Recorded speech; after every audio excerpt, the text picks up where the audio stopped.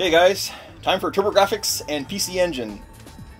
Huge hit in Japan, total failure in North America. I personally blame NEC for everything. But the best thing about the Turbo Grafx is that the CD games are region free. So let's go over a few of the really good ones here. Beyond Shadowgate. For those of us who watched Terrence and I's first road trip tour, I was able to pick this up. Oh, here's a rare one. Cotton. Really good side-scrolling shooting game.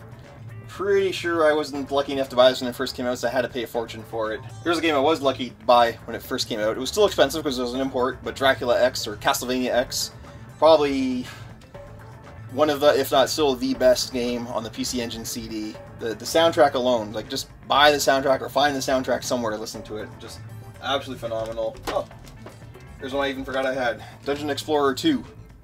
Basically a Gauntlet clone, but again, really, really cool. There actually was a lot of good stuff released on the Turbo. Can't forget Fighting Street. That's where Street Fighter all started. So many games here.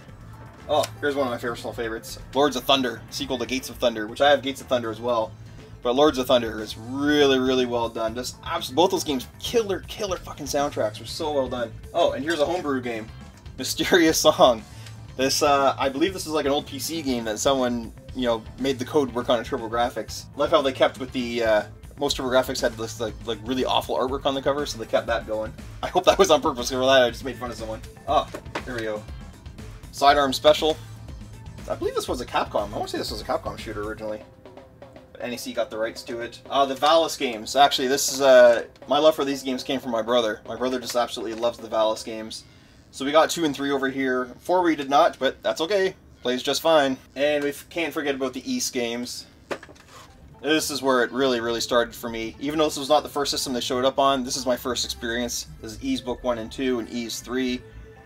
Played these games to death while I was in high school. Absolutely. And I was like one of the only people that owned a Turbo CD in high school, and no one knew what the hell I was talking about. Then we move on to the chip games. Here's actually Batman for the Japanese PC Engine. Really weird, like, maze game. Then we've got, you know, I got the Box Adventures, Blazing Lasers, Superstar Soldier, Splatterhouse. You know, a lot of the standard stuff for the Turbo Grafx. Over here I have like some of my box games. Now, the problem with the Turbo Grafx boxes are they were made out of quite possibly the cheapest cardboard grade ever. So a lot of people didn't keep them, or they would just fall apart. A few of the ones I really want to point out for you. Actually, I was kind of lucky. I got a factory sealed version of Exile with still with the CD-ROM sticker on it. That's unbelievable. I can't remember how I got that. And here's a couple of my favorite games on the Turbo Grafx. Utopia 1 and 2. These are Zelda clones, but phenomenal Zelda clones. For me, it's okay if you clone a game, as long as it's really good, because let's be honest here, some of the best games are actually clones of other games. And to finish it off, talking about clones, yes, even Turbo Grafx got a Mega Man clone with Shockman. It's essentially, it's just Mega Man.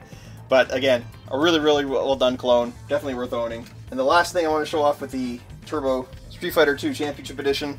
Take a look at this. Whoops, as it falls out. With its 20 meg card with the big upgrade on the side. And of course, Snatcher.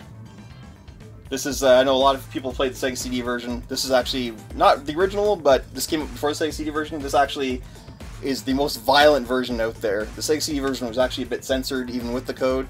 This version is horrifically violent and keeps one major thing intact, is Katrina's age. Say it with me, Terrence. She's 14. 14.